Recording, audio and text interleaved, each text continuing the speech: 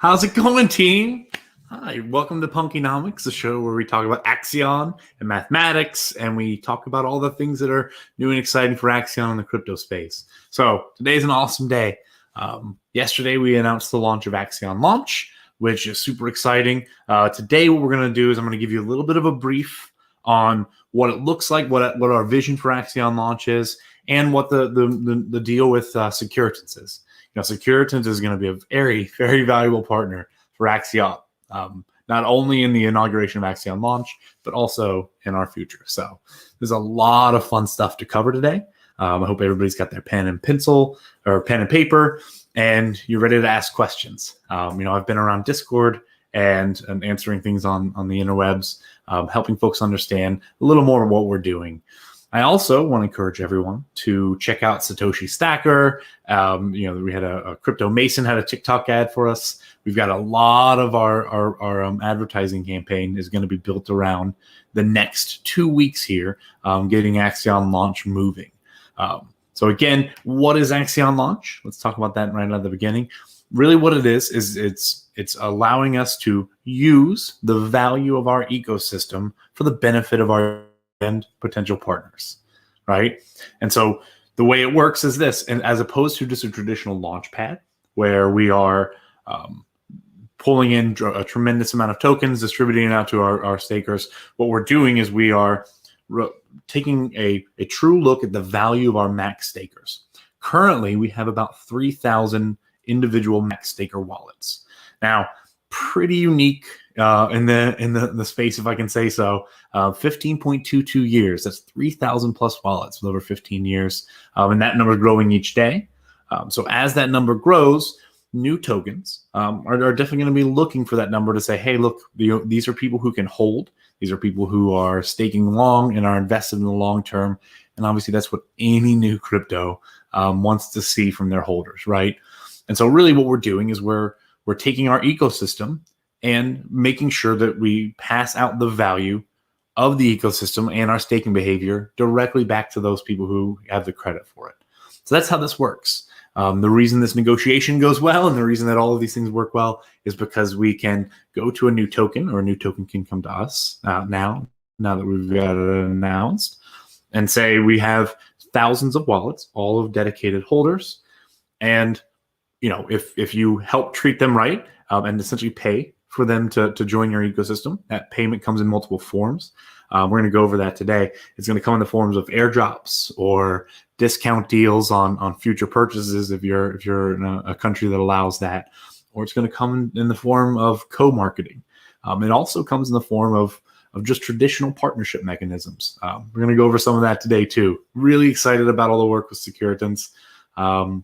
But you guys see my face every single week, and so what I'd like to do is bring on Mr. Jonathan. So introducing to the community for the first time here. Let's see, he's not in yet. Once Jonathan gets his screen on, we're moving real quick. Once Jonathan gets his screen on, there he is. Hey, Jonathan. Hello, everybody. Hi, guys. Hey, so I'm super glad you can make it. So yeah, let's just get kicked right off. I'd love to get you introduced to the community here, and let them know kind of where you come from, founding Sekuritance, and then how you came to. I think maybe we'll use this time since I'm on air and potentially you guys are watching, just to introduce myself very quickly.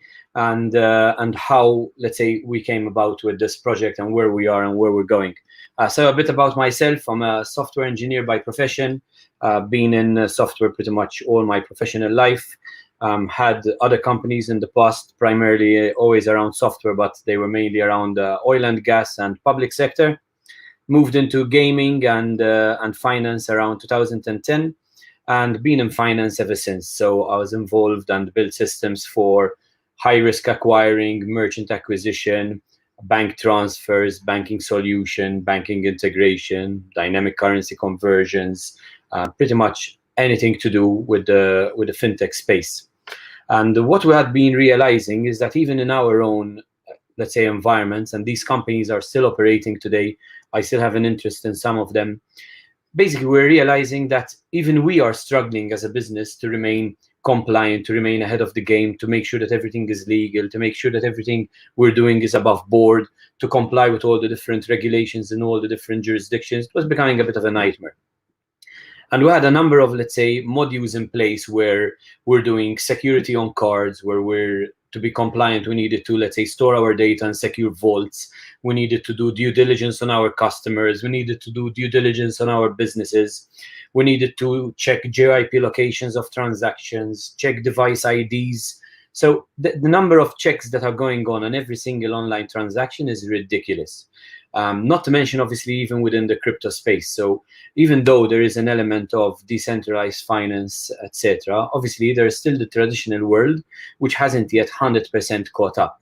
So when money starts moving between the two different worlds, you start hitting a lot of normal compliance roadblocks. So banks, authorities will ask you, where did the money come from?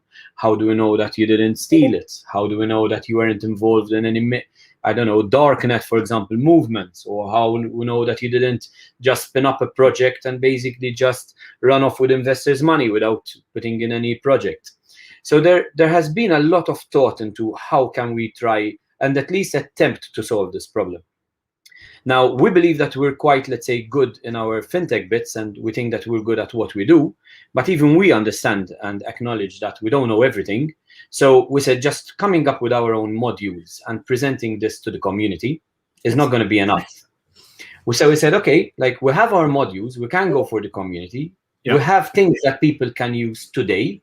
But let's open up a partner system, and we invite every software developer and every company out there that has any solution in the regulatory compliance fraud, let's say, business, invite them to integrate under the Sekuritance API umbrella and under the UI. We'll give them merchant agreements so that they participate in the Sekuritance ecosystem. And the merchants that are utilizing our products to check their transactions, to remain compliant, to safeguard their chargebacks and all that, now have an option of not one, let's say, solution, but all the solutions that we are integrated with. So in the same concept that if you're launching a shop, you might have what we call a payment gateway, where you're giving options to your users to pay with multiple different solutions. Might be, for example, PayPal, WeChat, Alipay, WePay, whatever it is. I have some noise top of my head, so apologies for that. What we've brought to the market is a RegTech solution. So you have one integration, and now all of a sudden you're spinning up to all the different regulatory, for example, solutions that can be.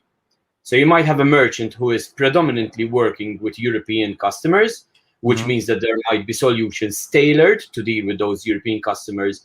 And it means that the approval rates on every single transaction is going to be higher, so you transact better.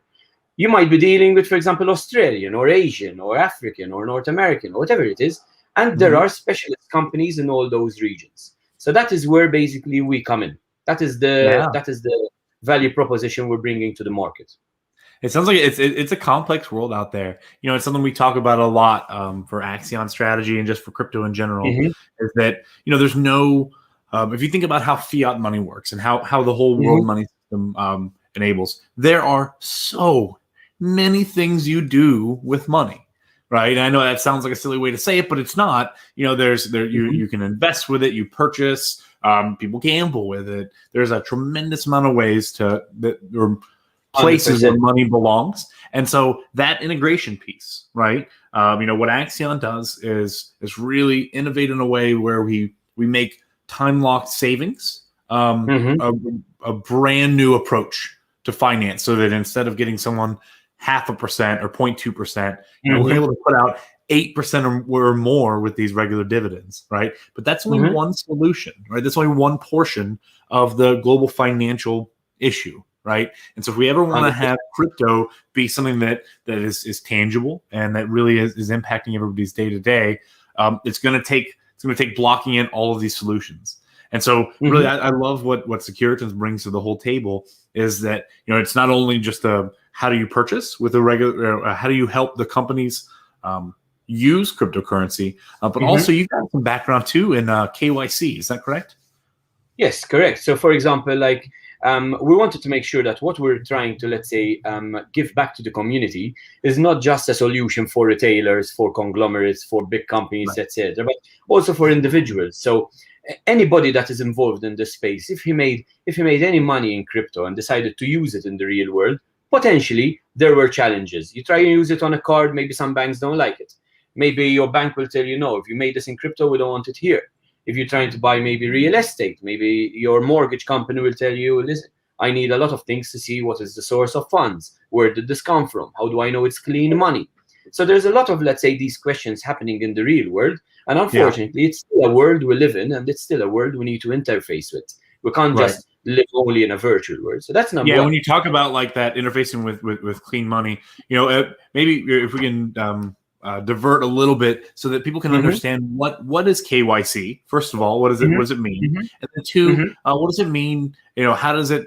What's its purpose? Does it impact clean money? Does what is the purpose of these laws around know your customer?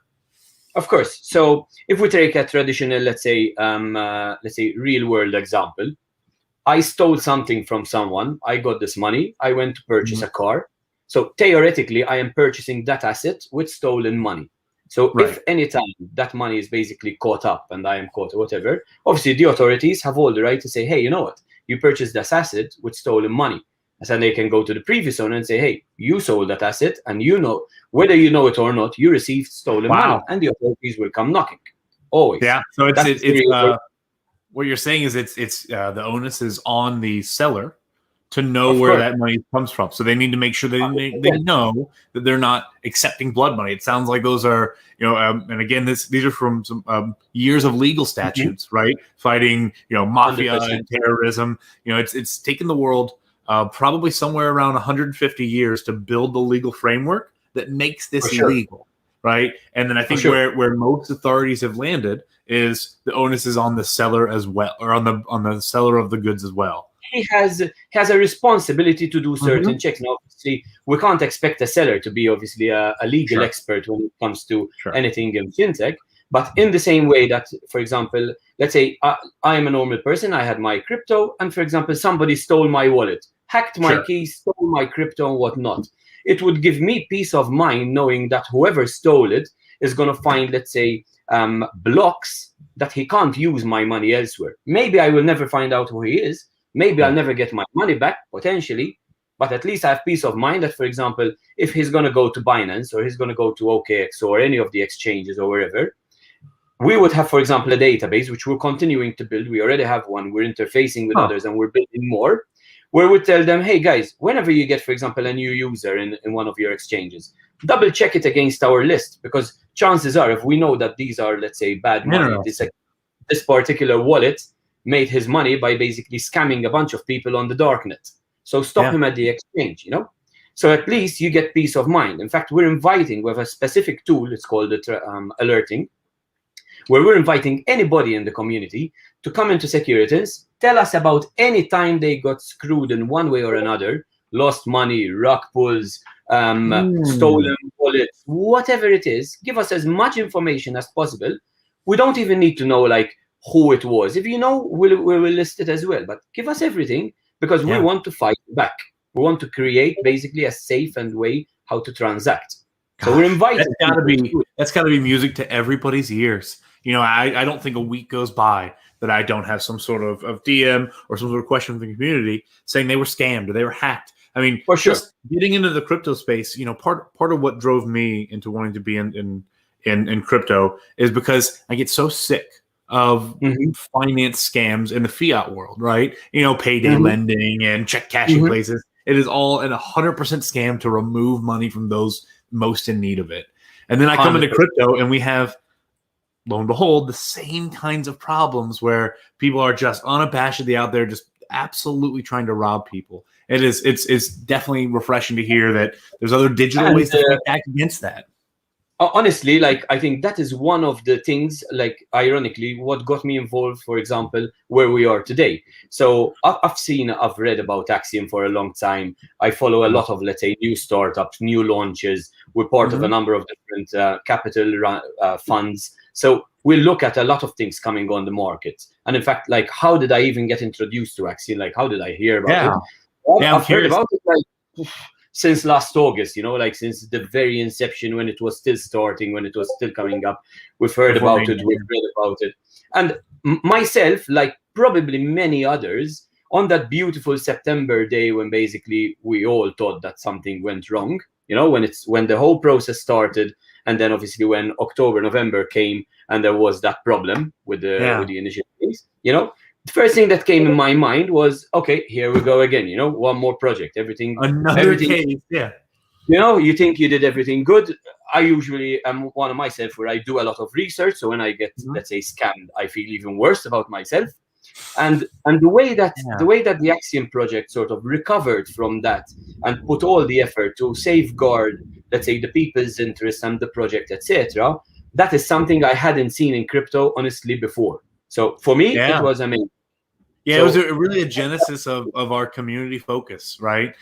Because to get through our early main network, we ended up having to all band together as a community to build liquidity and move forward. And my goodness, did we do that? We are at over $10 million in liquidity as a community. Not only did we take this liquidity challenge and tackle it, but we turned it into a profitable venture for all of our investors. And that's one of the things that I love about Axion too, is that anytime something comes up, anytime there's a problem to be solved or a new part of the market, we jump in, and we jump in not just through leadership directive or anything like that. It always comes from the community. So I wanted to touch on that a little bit more. I may have missed it when my internet decided to hate on me. But you've been an Axion investor since August, right? And so since that time frame, that's how you got to know Axion. And through that evolution, it was you that came to the Axion team saying, "Hey, look, how can we partner?" Because we see a lot of overlap. So basically, the way it went is, but when I saw that sort of the project is serious, it had setbacks, like every project has. It's fine, and it's not how, let's say, how bad you're gonna get hit. It's how quickly and how strong you're gonna get back up, right? So when I saw that the project really recovered and had a roadmap and the communicate together, etc., that already was a very feel-good factor. I said, okay, like there's something good here. And then when I realized that, let's say, one of the main things that Axion is sort of promoting to its users is longevity. It's long holding. It's stabilizing a project. It's long-term visions. Obviously, like everybody who is serious hates a pump and dump scenario, right? Of course, right? I mean, no one wants to be in that space. You might as well go gamble and put your money on a roulette wheel, right? Like that's all that is. At least from my end, if we're going to do, especially in the space I work with, we're looking for strategic people, strategic investors, serious people that see vision, etc. So for us, and for me especially, it was honestly quite a natural selection. I said, okay, this is a really good project. They have a good community. They're staking their funds. They believe in long term. So many of them, let's say, staked for 15 plus years. Those are the type of people we want, let's say, to support initiatives that come out. For sure. So we said, what can we give back to this community? Apart from, let's say, the promotional thing that we're doing right now, because this is an intro into, let's say, how we can work together. But as you said, the possibilities are endless. So, for example, we've designed systems in the past where you're moving crypto into the fiat worlds. I believe that you're having your own card now. You're having your own, let's say, certification programs. You're using Axion as a launchpad for potentially, you sort of can be looked at as a VC fund for potentially new projects, potentially.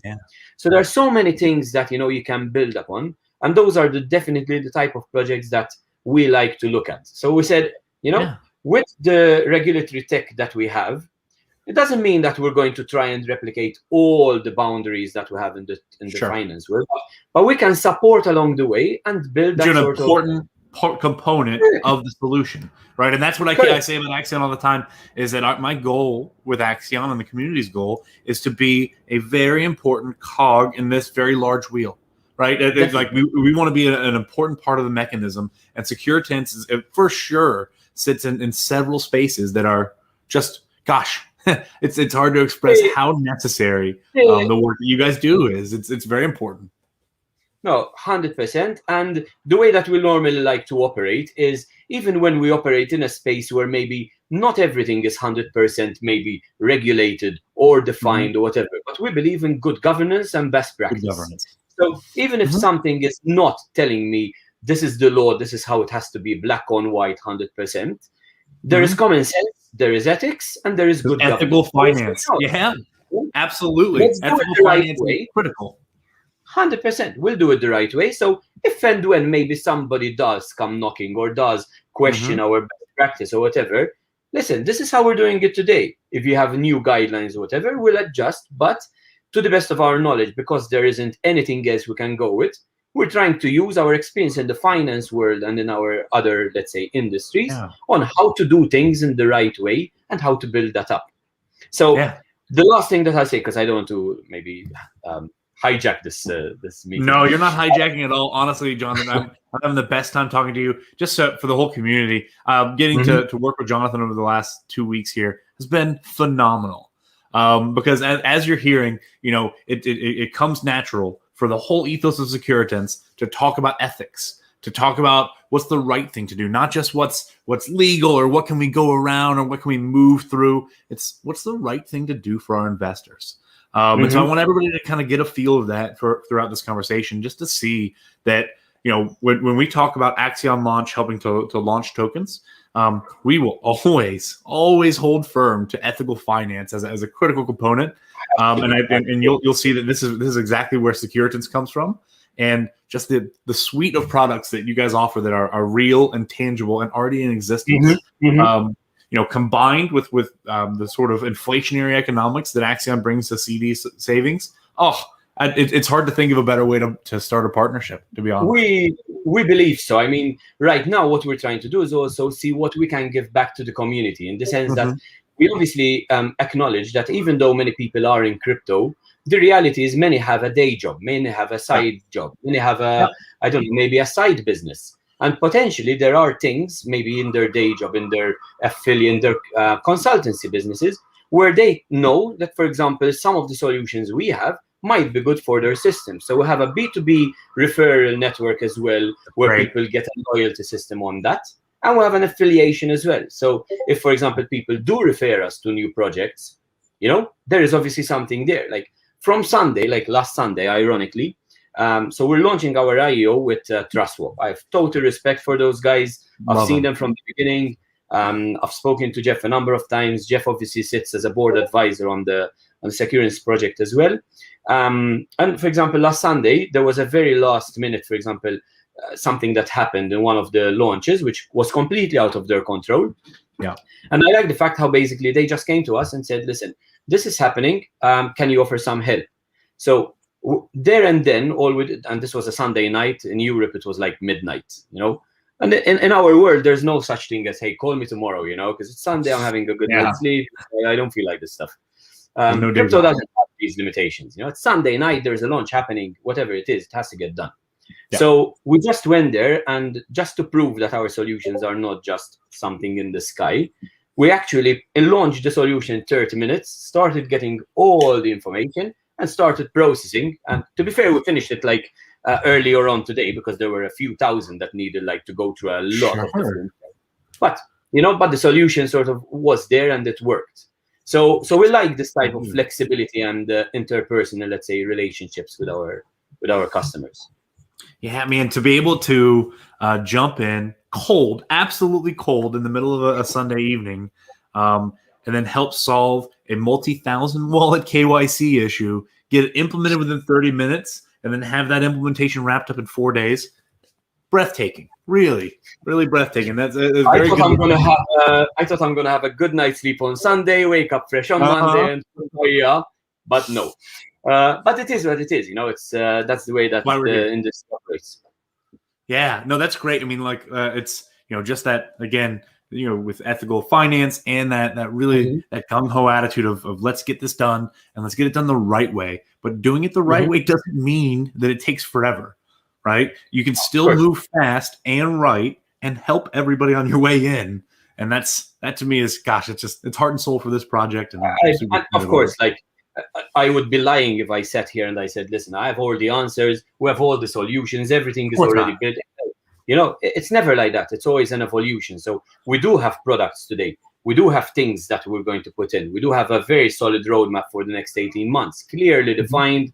It can be questioned, and we always ask our merchants, not every week, but we go every couple of months. Listen, this is what our roadmap is looking like because this is what we think you guys Mhm. need. If there's Yeah. anything you think might jump the queue because it will give you more value, then tell us and we'll basically adapt. So that's Mm. part of our let's say engagement. That's awesome. That's those are all. It's I could really sit here and talk to you about this stuff for hours, like we have, and then what I want everybody to kind of take away from a lot of this, on top of just the perfect Yeah. fit between our two tokens, Hmm. is that this is the beginning of our partnership. We have a Hmm. lot of different things that we're doing as part of this launch. And what Hmm. I'd like to do is go over some of the contractual details. One of the things that's very important to the entire community is transparency. And so what I want to do is explain to the community all of the financial details so that we're all on the same. Of course. Everybody knows kind of what the exchange was. But Okay. really, what I want the community thinking about is, dig into the white paper of Sekuritance the same way that you dug into Axion's white paper.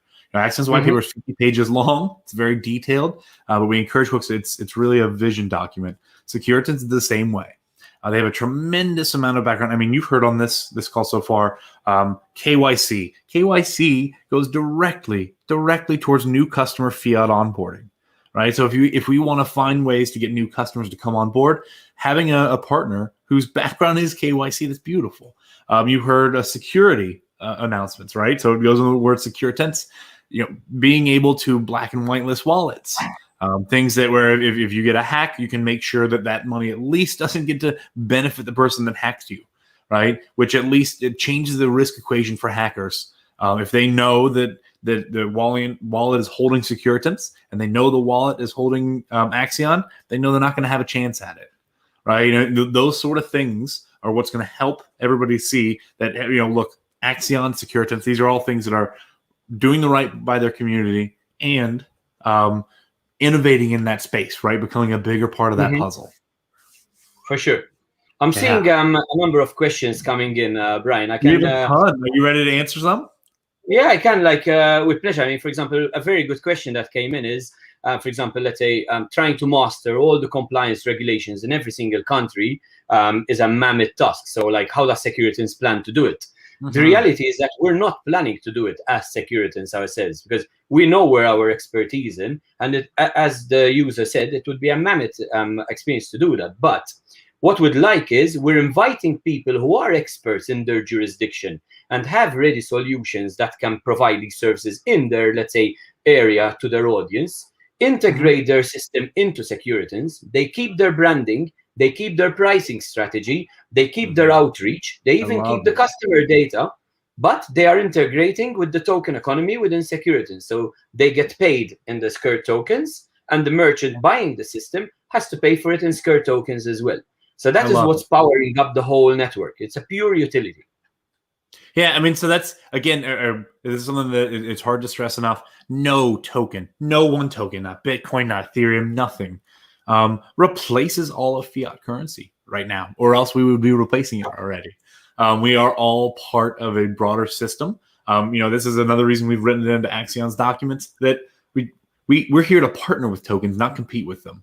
Right. And I love, too, that's the ethos for Sekuritance is that, look, you guys have some very, very good regulatory financial technology, and you're looking to bring in all the experts the same way we are so that we can steadily build out and, help solve some of these really significant fiat problems. And there are going to be, let's say, situations where maybe certain merchants either don't have the knowledge or the interest in dealing in that crypto side of things, but they still want the additional sales. there are solutions for that as well, because we already, let's say, exist in that traditional area. So there's no reason why they shouldn't accept sort of payment in different forms. But within the network, it is only going to be powered by the Secure token economy. It's as simple as that. Like one of the related questions was, how do we interact with the smart contract? Right now, there isn't an interaction. So we have the partner network, which is already somewhat created, so people can already integrate with that, etc. But that is planned for about Q3 to Q4 of this year. So for now, you can sign up, you can use the products, you can consume the service, you can retain the wallet balance. There will be manual adjustments on the amount of APIs being called and checks being made, etc. But the automation of that part, that is still in design mode, and it's planned for later on for this year. Gotcha. Yeah, and that's, you brought up something that was, I wanted to kind of hammer that point home a little bit, is that a lot of companies aren't interested in doing all of the different things. For instance, where Axion sits is we are very invested in this ethical finance, long-term inflationary control through community mechanism, right? And that's going to be, that's our niche. That's what we're really, really good at as a community, is all working together for that health. We need fiat onboarding. Everybody does, right? We also, we've got part of our ecosystem that people that get are subject to attacks like hacks. So, we're not going to become an expert in all of that. So these partnerships are just vital for the success of all of us. And there was a security question on who conducted the audit of Sekuritance. That will be made public. So one audit has already been completed about 2 weeks ago. There's another one actually happening right now, because we wanted to have both of them. They're completely independent security audit firms. The first one, basically, obviously, there's nothing, everything is green, etc. But they will be made public because there's nothing to hide. And we just wanted to get another one to have peace of mind that there are, let's say, 2 different recognized organizations to check it out. It's not a mintable token. It's a fixed supply token, basically. The tokenomics are black on white, and they are going to be, they were finalized about 2 days ago, to be fair, because there was some tweaking. There was some tweaking with the IEO, with the partnership that we're doing with yourselves. So we're already at version 15, ironically, of the white paper, always, let's say, enhancing bit by bit. Another one, we know that. Yeah, but it's an evolution, so always tweaking. And like, even for example, in the white paper, some people would say, like, but what's your target audience? Who is your target audience? So my answer would be, depending which module within the subject you're looking at. You're looking at KYC. It can be the man in the street who maybe has 2 apartments in the city and is renting them out on Airbnb and wants to do a due diligence, a basic due diligence on the person using his apartment to make sure, he's not a terrorist, hasn't been involved in any crimes, is a good person, to get a clean bill of health. Or it can be a multinational company onboarding 5,000 bank accounts in a month and needs to do due diligence on these people with what we call extended due diligence. So it really depends on who's using the product. That is where the custom audience goes in. So it's really a very broad audience, Gosh, that bridge between centralized and decentralized finance regtech, it's so necessary, and such a beautiful line to watch it be walked, right? Because a big benefit to DeFi is that it's DeFi, right? There's no one body that's going to shut it down. So you get all these nice little benefits that, you're not subject to, the random whims of what's happening wherever you are, right? These are things that are the entire company. We saw this with WBA, with Robinhood. They shut down trading. They're like, nope, we're done. We're done. Yeah, they decided that they didn't like what was happening. They couldn't afford it, so they shut it down. Not going to happen on Uniswap because it's just raw liquidity. Jump in and do it, right? So there's a lot of benefits to DeFi, but where you guys sit is to mitigate some of the risks there, right? Some of the risks of how people can scam or how people can launder money for nefarious activities. But you do that without harming the DeFi spirit, right? The DeFi idea that like things should be free and open. Totally. We don't want to. No one wants to hinder, obviously, the speed of use, the self-governance, etc. It's just putting in, let's say, ethical practices, good practice, good governance, just to do things right. I mean, we've seen massive, epic failures in the traditional finance world as well. Where You've Weekly. had like billion-dollar companies, running off with people's money, credit cards, being breached. I mean, you can say that sometimes it's a jungle out there, even with all that regulation. So Yeah. you can be as highly regulated as you want, but if you do things properly, then you have nothing to worry about because you're doing things in the right way, regulated or not. Some things are legal, some things are common sense, some things they feel good or they feel the right way to do things. So even when that is our ethos, even if you're not imposed to do certain things in the, let's say, because of regulation, but you can do it because it increases trust of your community, increases the projects, increasing adoption, because you want more people to use Axion, you want more people to do this. So you show them that there's a roadmap of becoming basically much more global than you already are. Yeah, that's great. I mean, let's get some more questions. Anybody else here that we've got a lot of popping on and off here? Let's see. Is Sekuritance cross-platform compatible? Okay, cross-platform because I don't understand 100% the question. Should I assume that it is, let's say, like multi-chain, like existing on BSC or ERC, or is that means, or does it mean cross-platform as in different solutions being offered in one platform? Yeah, because I don't know how to answer that. So yeah, just so let's answer the question. Of course. Yeah, as if it's if it's cross-platform like BSC or different chains. Yeah, I think it's an ERC20 token, correct? For now, it is an ERC20 token. Basically, we actually got accepted by the Ethereum Enterprise Alliance, so that's quite nice. Okay. So we're following other large enterprises in seeing what they have done, how they're governing basically their tokens, etc. So we became full members there. And obviously within Sekuritance itself, because we're dealing with a lot of personal data, secure data, etc. Obviously there's GDPR, there's PCI compliance, because we basically analyze and monitor a lot of credit card information. So there's a lot of these industry certifications which we needed to do anyway to exist. With regards to cross promotion, by all means, for example, two of our other enterprises, even let's say within Sekuritance itself, is I'm still very highly, let's say, invested, if you want to call it that way, in a virtual IBAN company, in another fintech.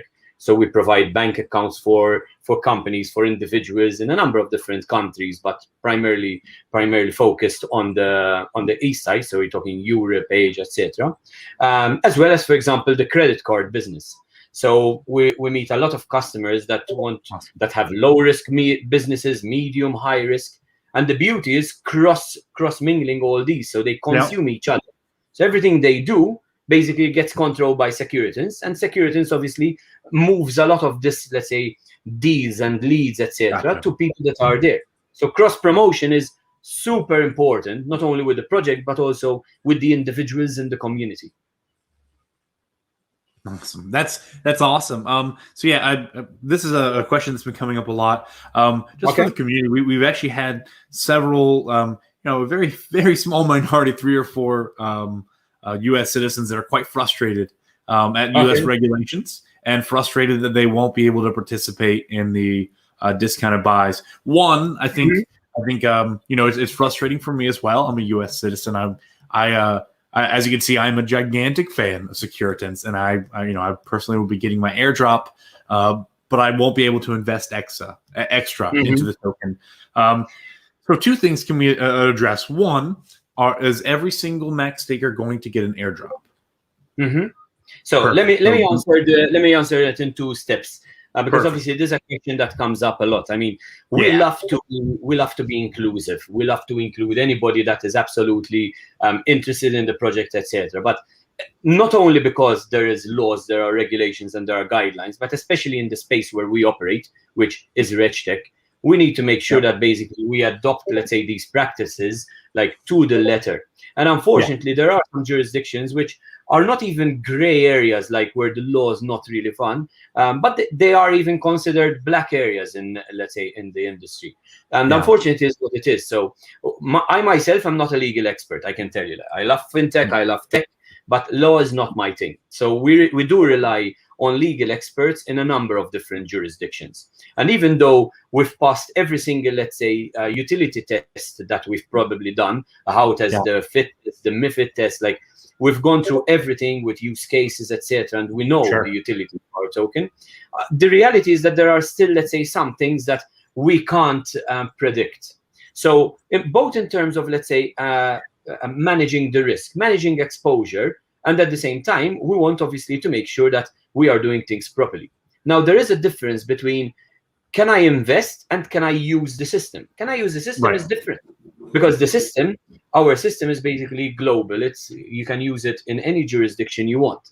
But within the token economy, especially if it is the company offering it, etc., the reality is that our hands are tied, even if not legally, but even by guidelines. I will have to respect them. That is the reality.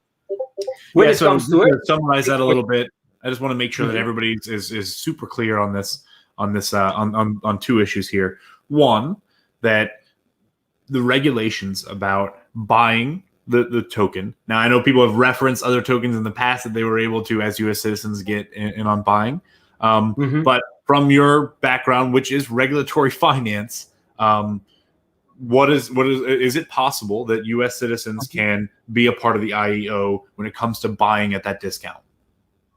I am pretty convinced that that will not happen.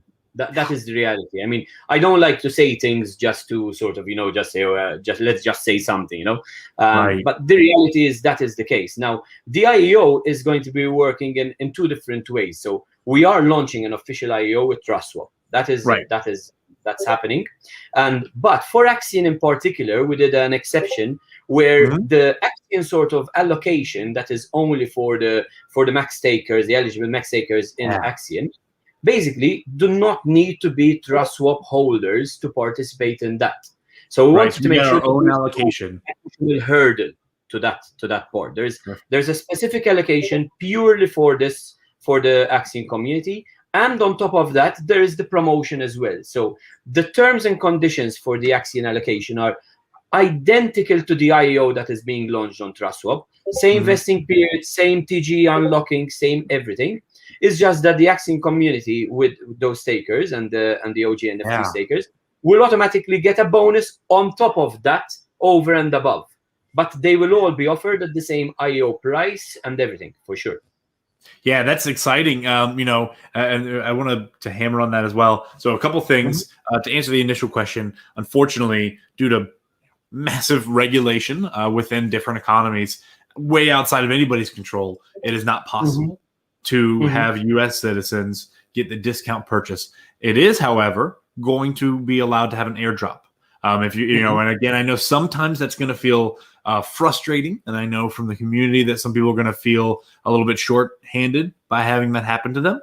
But please recognize that these things, much like many things, are outside of the control. These are government laws. So what we've done is try to balance all of that, right? So on the one hand, we wanted to reward all max stakers, right? Because that way we can pull the whole community in, and that's $225,000. And then on the other side of this, and this is unique for Axion, is that we got our own specific to Axion. You don't need to hold anything else. If you are within a qualifying country, which I think something like 65 to 68% of our network is in those qualifying countries, we have $500,000 of allocation. If you look at how, if I may also add, Punky, because I got this question a lot, even in the groups, is there were people asking, okay, what if I have more than one address max stake? What if I only hold this much and somebody else holds that much? To be honest, from our, let's say, point of view, we want to discriminate no one. It is So as long as there is a wallet which is max stake, we are going to recognize it, and that pool is going to be divided equally amongst all the eligible stakers. That was something we were on the exact same page with right out of the gate. Whenever we were talking about how do we want to distribute this, Axion is all about ethical finance, so is Sekuritance, and then making sure that we have, let everybody get a benefit, because the reality is the reason that benefit is there is because of the staking behavior of our platform, right? 100%. And so I know no better way to to be ethical and to be fair to the community than to just make sure that we all get to take part in the benefits that we create. For sure. On the and also like because we had long discussions even with our legal advisors both here and in a number of countries, is we obviously, if anything changes, if new, for example, exceptions come out, if new exceptions are, for example, let's say communicated in due course, we will adjust our terms and conditions accordingly to try and make more people inclusive. That's a given. That's so our right goal. Now, I mean, ideally, it would be benefit for everybody, right? If we could 100%. All have a purchase, it'd be great for us. Yeah, 100%. That would be the best. But the reality is that that the space, every jurisdiction has his own interpretation. It has to be respected. We expect people obviously to do some of the research as well. But if anything changes on our end, we made it very clear that we will immediately implement those changes and be more inclusive, for sure. Perfect. Yeah, that's great. I hope the community hears that loud and clear. That the layout here was really all designed about blending a partnership agreement, right? Making sure that our max stakers and that's where we have significant value as an ecosystem is max staking.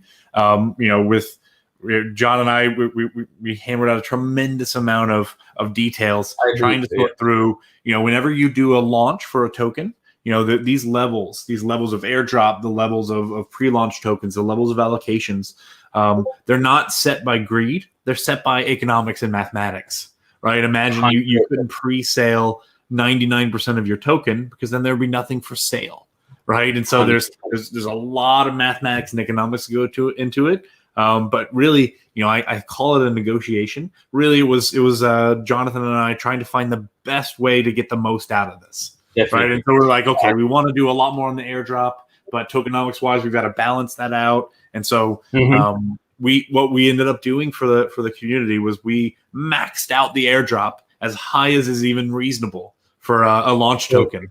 And so we took every single benefit we could, dropped it all into the airdrop, and then whatever because money comes out of different buckets, this lock allocation of 500 million comes out of it. Essentially, think of it as a different form of money for an economic launch. And so what we've actually done here with this partnership is we've maxed out both, right? They're separate piles of money, but both of them are as high as they can go.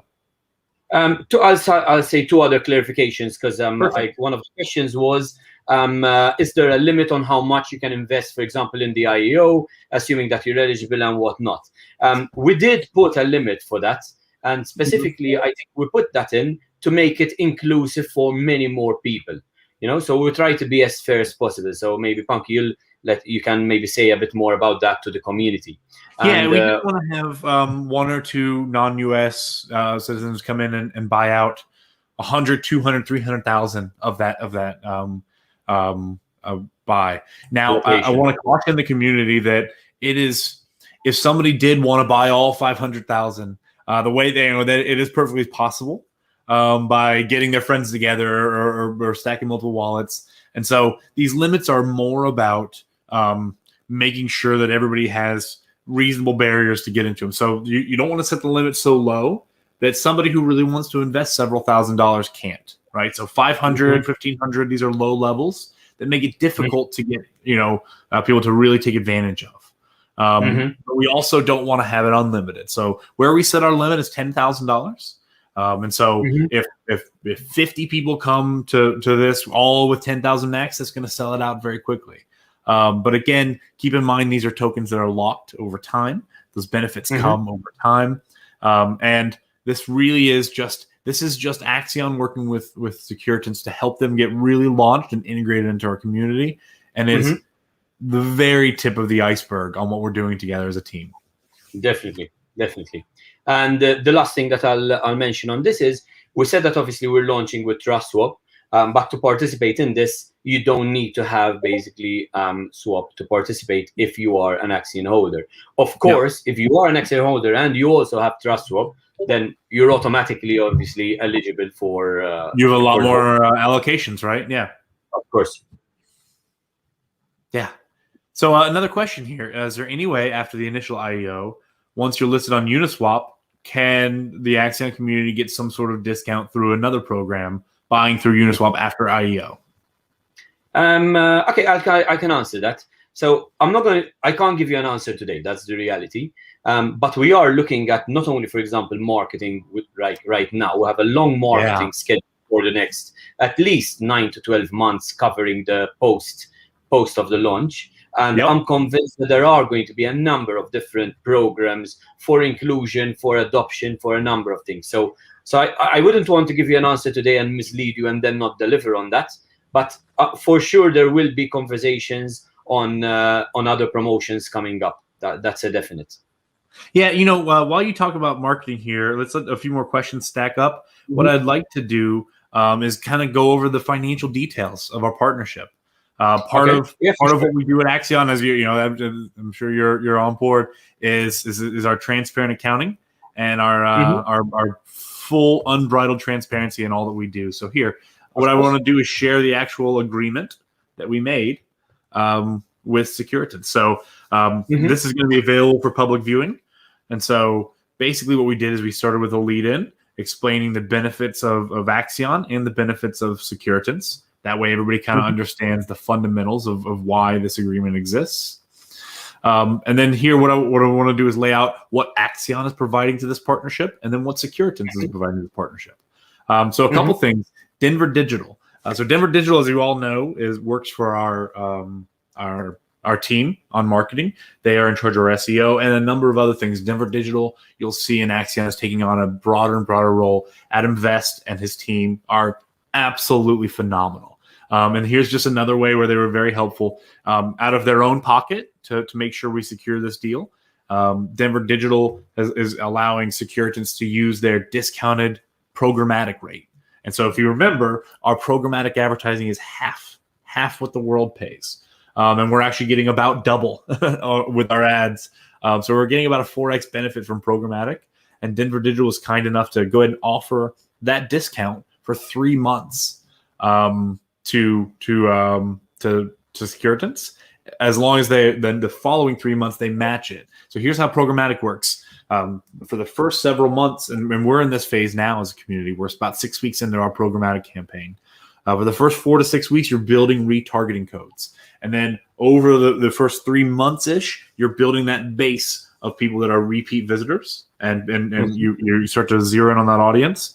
And then after that, then your click-through rates go up even higher. So with Axion's experience is, national click-through rates are about 0.08. We actually jumped right out of the gate at 0.2 on some of our mobile ads. With retargeting, it's getting even higher. And so, that's one of the benefits that we've agreed to provide Sekuritance as our partner.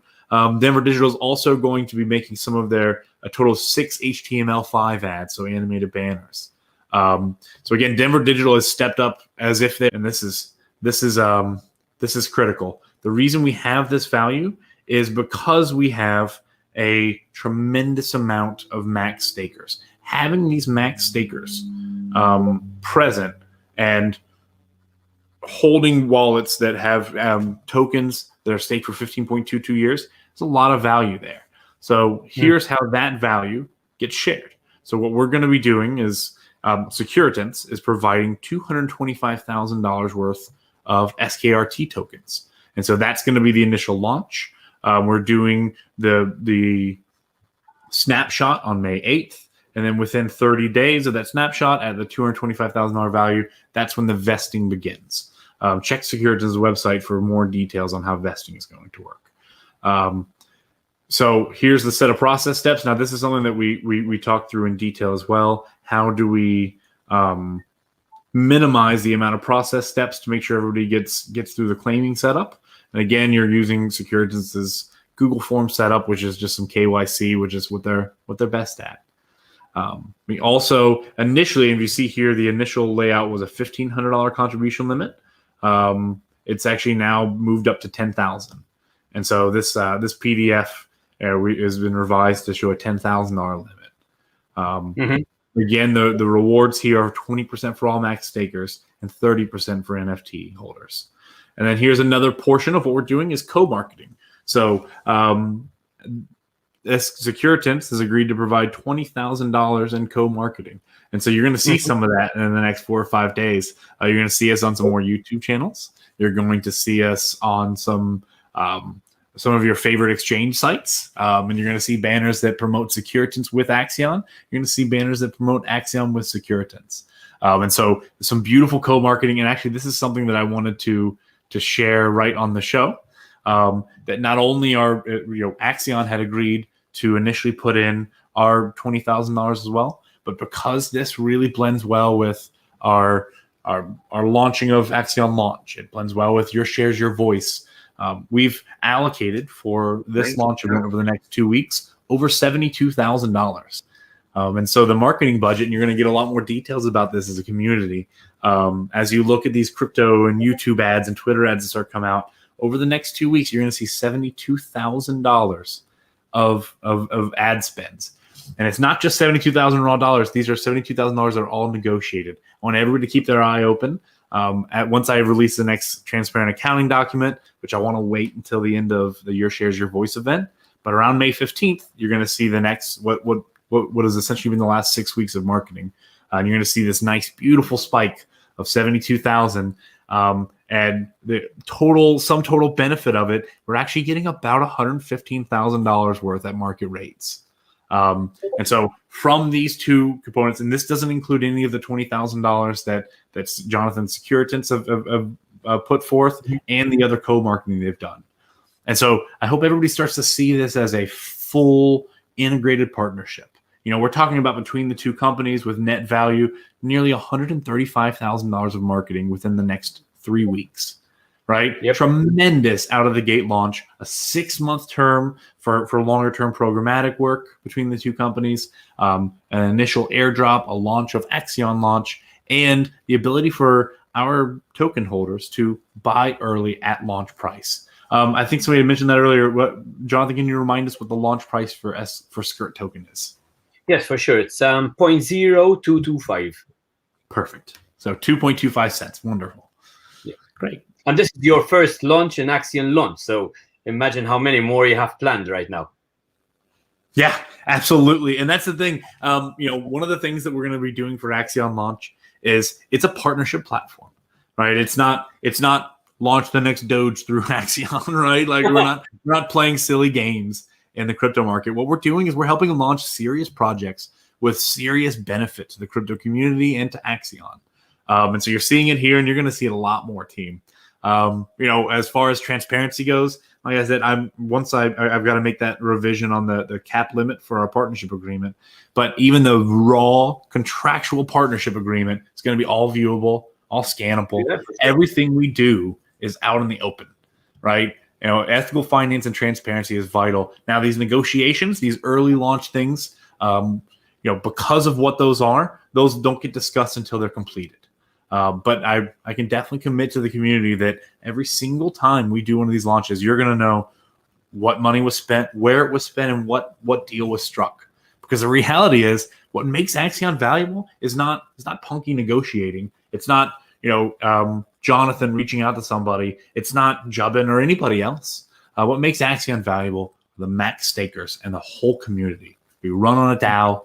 We run ethically. And we make sure that everything's transparent. That's what makes us valuable, which is why we all get to share in that value. I think so. Yeah. Okay. So I'll hop off the soapbox for a minute. Let's get a little bit excited every time I think about our the layout we have here and kind of what can come next. So let's see, what else do we have as far as questions? Sander, I saw there was a 7-month total vesting period for the airdrop, but didn't say anything about how long the vesting period was going to be when you go through the IEO. So can you answer those questions? No problem. It's going to be it's going to be published on the next revision of the white paper because it was still being amended. But I have a sheet in front of me, so let me make sure I get it right. Yes. So for the IEO, there's going to be 10% unlocked on day 1, and then it's a 90% slow drip over 4 months. Okay, great. So 10% locked up front, or 10% up front, and then a slow drip over 90 days. Yeah, correct.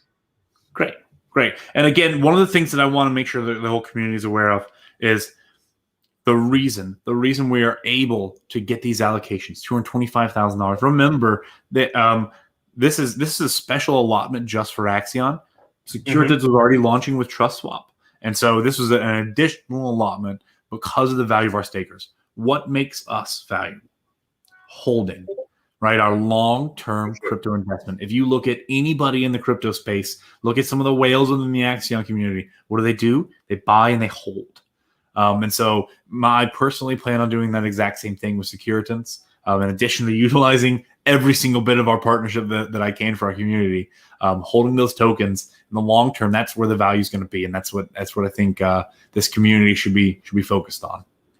I'll maybe end it as well, Punky, by adding one more thing in terms of obviously peace of mind, etc. So our agreement with TrustSwap is not only the launch, but also all the liquidity locking and the token locking. That's going to be handled by the platform as well, and some of the money that will be released, even in due course when it's being used, etc., will be held by custodians. So basically registered custodians, and only utilizing what we can. So we even remove our own selves from, let's say, threats of our own, let's say, internal wallets or getting additional maybe. So very, very professional partners are being looked at to hold and safeguard, obviously, the build out of the roadmap for sure. Great. Yeah, so the Sanders follow-up question here is the launch price the same as the airdrop token? I assume the IEO launch price is 2.25 cents, correct? 100%. Correct. Perfect. Yeah. Snapshot is May 8th. We've got time for a few more questions here. Jonathan and I, we chatted beforehand. We're here for as many questions as you have, so keep them coming. Of course, yeah. So when will Skirt be available for normal purchase? So by normal purchase, you mean, for example, post-launch, it's on the platform, that's it. So that is going to be as such pretty much immediate, but for utilization only, of course. So, for example, if we have merchants immediately that need to transact and use the KYC like we're selling already, once the tokens are official, once it's there, immediately their normal, let's say, fiat money will be pushed onto an exchange, so one of the partner exchanges, and they will be encouraged to switch that into the Skirt tokens so that they can be utilized on the network. So is it going to be on Uniswap, or where can people find it on a DeFi? So there are 3 locations where it's going to be launched. Okay. To be honest, like the team told me to hold on a bit with that announcement because a few things are in the mix. But yes, there's going to be 3 different locations. One because of inclusivity. So obviously it's all online and whatnot. But very reputable partners. So we're very excited. Great. So the announcement's coming on what kind of decentralized exchanges these will be available. Before the launch, they will be announced 100%. I am absolutely looking forward to it myself. The moment that becomes available, you're going to see some Punky Wallet buys there personally, just because. I mean, that's also like even when it comes to, for example, when we were into our private round, it was crucial for us finding, let's say, the right people to open doors. Of course, money is important. The roadmap is important. The direction is important. That's all good. But nowadays, if you want that, you can find that in a number of different ways. But what we wanted we're very selective, and the TrustSwap team have done an amazing job, even in guiding us. They do really good work. And so basically, we're selecting people that not only were coming in just as an investor and to help the roadmap, etc.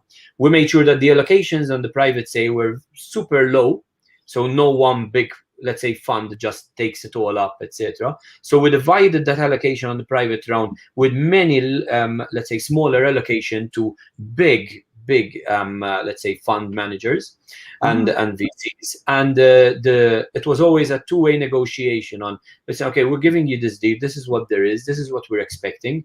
This is what we're expecting in terms of vesting period. And what can you also bring to the table? Like, can you introduce us to projects? Can you get people to use the modules? Have you got communities that can interact with the other projects and promotions that we're doing?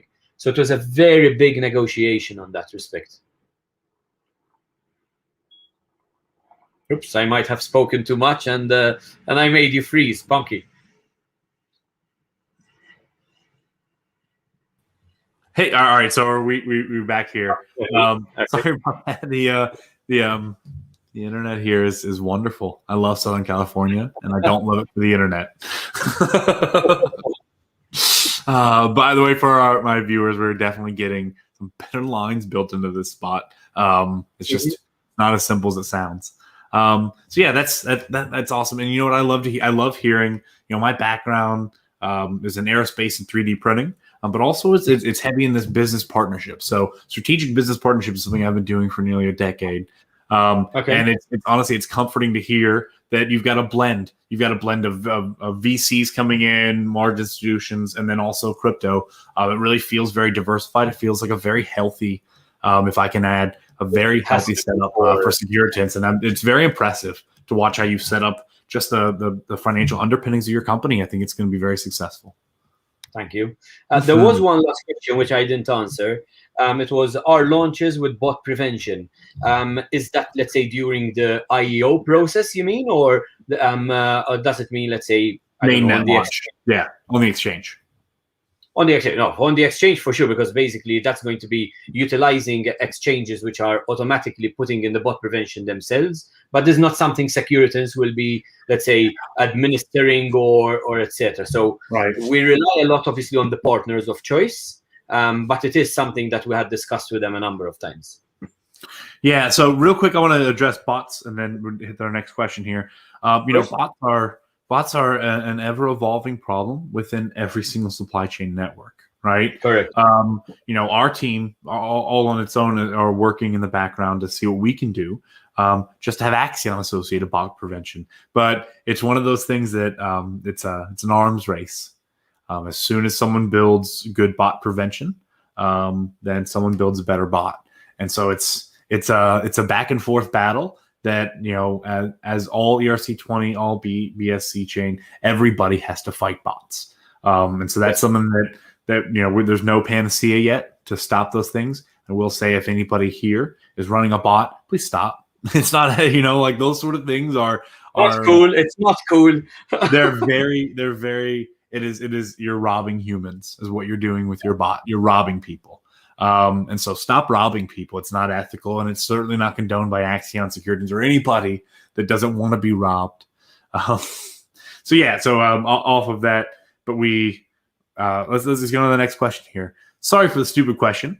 Don't be. It's not possible. Yeah. What's a launch pad, and what are the benefits of it? So yeah, let's talk a little bit about Axion Launch. It is in many ways a launch pad. A launch pad in and of itself is a community of investors who all invest to put up things like liquidity, or to put up things like extra wallets when you start. If you're starting a token and you just, you're programming, you say, hey, I want to start Punky token. You start your token. How do you advertise? How do you get out there? How do you have an initial investor setup, right? How do you have liquidity? How do you pair with exchanges? All of those setup functions are complex. And so there's several launch pads whose sole existence as a token is to help you fix that problem. TrustSwap is one of those. Axion works with TrustSwap as well. TrustSwap is one of those that serves as a way to funnel some of those benefits to its stakers. To its TrustSwap stakers. Mm-hmm. Axion is a type of launch pad. We're actually going to be our own style launch pad, a little bit different than what you see in the rest of the marketplace. While we do get we do have a lot of the trappings of a launch pad. We'll have airdrops. We'll have discount IEO buys. Separate allocations for our stakers. To some degrees, as we work through that. Again, partnerships like Sekuritance will help us make those more broad. But we also are doing this a little bit differently in that we are building partnerships. So as you're seeing Jonathan and I talk here, I hope it's becoming obvious that. And once I post that document here, it's not just about being a launch pad. It's about being a partner. And so we're going to be a partnership style launch pad. Axion Launch is a great name for it, I think, but we're not glued to it forever. But Axion Launch really is all about bringing in partners that we can continue to kind of go on this adventure of crypto with. To be honest, Punky, you touched on a very interesting point. In fact, how do you, people ask me, okay, you do all these things, but how do you categorize Sekuritance even as a product? So we consider ourselves as business enablers. So we're not here to, let's say, tell people how to do their business. That's their business domain. We have a set of tools, we have a set of partnerships, we have a set of services, etc. We enable other businesses to basically do their own thing in their own way and use any product they want to their benefit.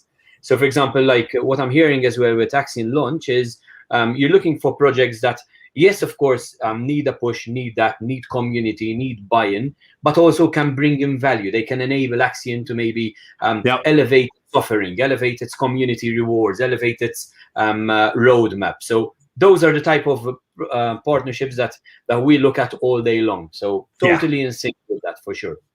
Yeah, it's great stuff. Very excited about that. Again, what we're gonna do from if you're just joining now, from an Axion standpoint, is we're really pulling Jonathan in as a partner, right? And so the first agreement you're going to see lined out is simply the launch agreement. But as we develop a deeper and more intensive partnership, what you're going to see is a lot more exciting things coming with the background Sekuritance has that application to our platform, and the kind of cross pollination between our tokens is really it's going to be an adventure. Rich, do you have other projects lined up for launch already, or do you have to prove this concept first? So two things. I would say this concept is quite proven. The proof of concept for me was in those first 2 weeks of negotiation, and the only thing that it was kind of holding, or the reticence that I would ever have doing a launchpad with Axion is how can it benefit Axion holders, and how does it integrate with our community, right? Doing a launchpad just to launch some tokens and pass out some money, that's good, right? It's not a bad thing, but once we started working with Jonathan, and Jonathan brought this project to us and said, hey, I think we've got a good idea on how we can all partner together. Building that kind of partnership plan, to me, that's the proof of concept. And so actually since the beginning of this launch, I've had several people reach out to me specifically to talk about how we can help them and what kind of ways we can integrate with their new tokens that are coming. Not only that, we also have some currently in negotiation. So you will see a lot more from Axion launch. And what we're going to hope to bring to you with Axion launch is through these kind of private negotiations, displaying it to the community and get the community on board with what are these partnerships, what do they bring to us. And like you're seeing with this announcement here, none of this is an expense to Axion, really, or to Sekuritance, right? This is all a matter of blending two communities for a partnership. And these are the sort of partnerships that we will be scrounging the world for. But to be honest, they're just going to keep coming to us because we have tremendous value in our max staking. Yep. Both. All right. Whilst I'm used to buying on exchanges, I never purchased an IEO before. Will there be a link where we need to go? And do I need to have ETH prepared, or can I buy direct with fiat? This is a great question for you, John. For sure. So definitely, like right now, we're not accepting direct fiat participation into the IEO. So it will definitely be via cryptocurrency only. And the suggested cryptocurrencies that will be available, I'm waiting for TrustSwap actually to confirm that. But 99% they will be in USDC and USDT. 99%, and so I will confirm that for sure. With regards to like what is the process, normally like we have our own, let's say, platform like many other maybe solutions out there where you can come in, you have to sign up, you have to do a lot of things. So it was a bit cumbersome. So for let's say the IEOs that we're supporting, we're trying to say, listen, let's cater for everyone. Let's make it as super simple as possible. Basic Google form, obviously secured and everything. You put in the details there. In the background, it's basically calling our APIs. It kicks off the automated KYC immediately. So there's basically due diligence on that immediately on whether you are eligible or not to participate in that. As soon as basically the AI decides whether it automatically passed the test or potentially went in a queue, maybe something wasn't clear, maybe it was an expired document, something happened. We have our own dedicated internal team which will review it. So your data is going nowhere else, it's coming to us basically. Yes, we do have, for example, some additional third-party data sets which we do verify some things for different countries, but it's our own internal, let's say, compliance team. We look at that, and when they come up with a finalized list saying, okay, these people are definitely eligible, they met these, then we'll check, okay, are these max takers? Are these this? Are these this? Yep, 100%. So not only they qualify for the IEO, but they qualify for the bonus as well. They will be notified immediately via email. So it will be all written down in writing, and then the contribution can be done. So it's a very simple process. That's great. Again, having your expertise in that is going to be very beneficial, not only for this launch, but for the future. That's great news. See some other good questions. Will Axion launch ever allow stakers to buy into launches in addition to Airdrop?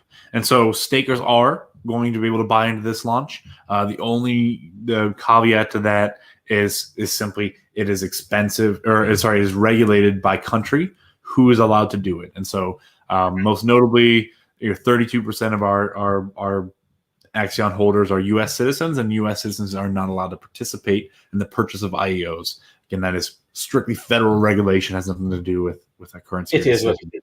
But yeah, so like Jonathan said, and I think we should hammer this home, is that as these things move, regulatory, finance, cryptocurrencies, these things change fast. And we, with our partnership with Sekuritance, we are going to know very clearly as those things shift, and even has some say in which direction they shift through some of the KYC work that you guys do. And then as we continue to push the envelope on that, as soon as any of that changes, we will be 100% on board. For sure.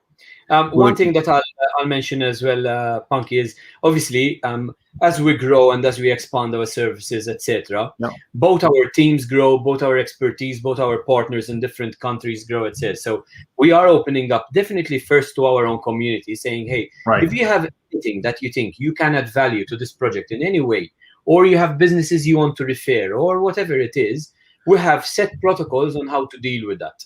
If they are affiliates, if they're referrals, there is this. If you have skills that you think we need to have this, you might be a lawyer you might be a blockchain lawyer in some particular country which we don't have expertise in. Talk to us. We're ready to pay for services which we can offer to our own merchants. So it's a very big community-driven, let's say, ecosystem. We don't only want to sell our own solutions. We want to buy in that knowledge. We want to use those services. So please interact. That's great. I love it. And that's please. I want everybody to take that point and drive it home. That this is a partnership that, like all things with Axion, it requires community involvement. Get involved.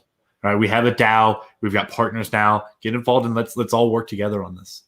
David Harrison, will the community vote by DAO on which projects will be launched?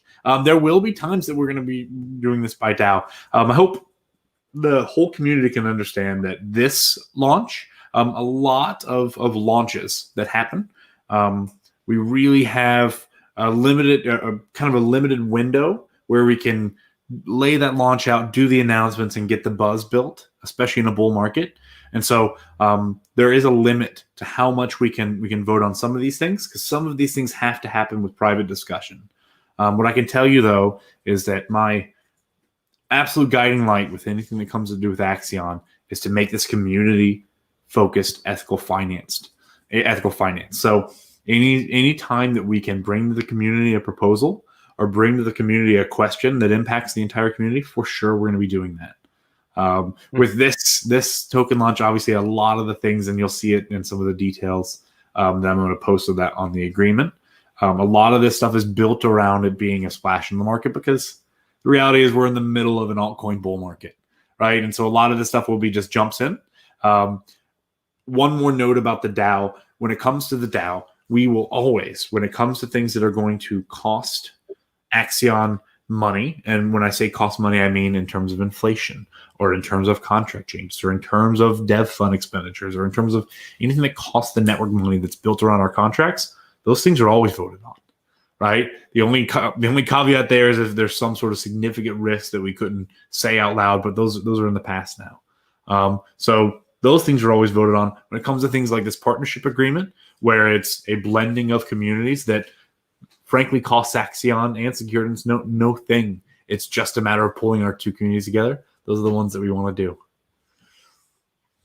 All right, so I tell you what, we have probably about 3 to 5 minutes left here before we have some other obligations to get to. And so what I'd like to do is take one more question, just one more question, and then we're going to do a little farewells, chat about what we're doing next. So let's see, what do we have here for questions? Does Axion launch we'll have some web platform like TrustSwap in the future. Yes, what you're going to start seeing is build outs of that. So Axion Launch is going to have its own section, its own page. Axion Launch is really going to be about another avenue to bringing in partners, right? Axion Launch is a way that we can use our stake network and use the intrinsic value of Axion and pass that value directly back to the people that are providing it. This is what ethical finance is all about. This is why we exist. Bank CDs give you 0.2%. We have contractually 8% and then more. So we're always going to exist in that space, and we're always going to use things like our stakers to pull in new partners. All right, so I think that kind of wraps up. John, is there anything else that you feel like we need to add here? Your name on Discord is Crypto Multi, and so you'll see Jonathan around a little bit. Feel free to bug him, ask him questions, harass him a little bit about his regulatory finance. Very, very knowledgeable. He knows the ins and outs of what we're doing. And gosh, I couldn't think of a better way to have that partnership. So, what do you think, Jonathan? I'm super accessible, if you want to call it that way. Obviously, there are a million things going on, so sometimes I apologize if maybe I don't reply immediately. But Sure. I'm online most of the time. My team is online all the time. Also, it's very important to know that we did engage even, let's say, our own community management in our social platforms to make sure that the community is always addressed and they are up to speed with what we're doing, with how we're doing it. So it's a mix of internal people and it's a mix of third-party providers that are helping us to make sure that basically we don't ignore questions or we don't leave anything slip to the cracks. We have obviously support ticketing system. So as time goes by, I'll start putting out more things online, how people can get in touch, let's say, with more,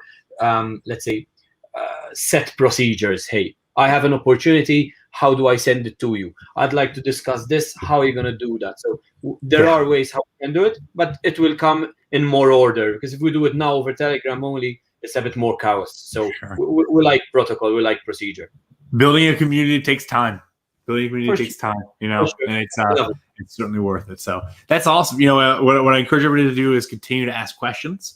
Happy to walk through what we're doing with the launch. Again, if you've got any sort of thoughts or ideas for future tokens, whatever it is, my office is always open as well. I've got office hours posted where I'm on Discord. I spend a minimum of 4 hours a day making sure I'm there to answer questions.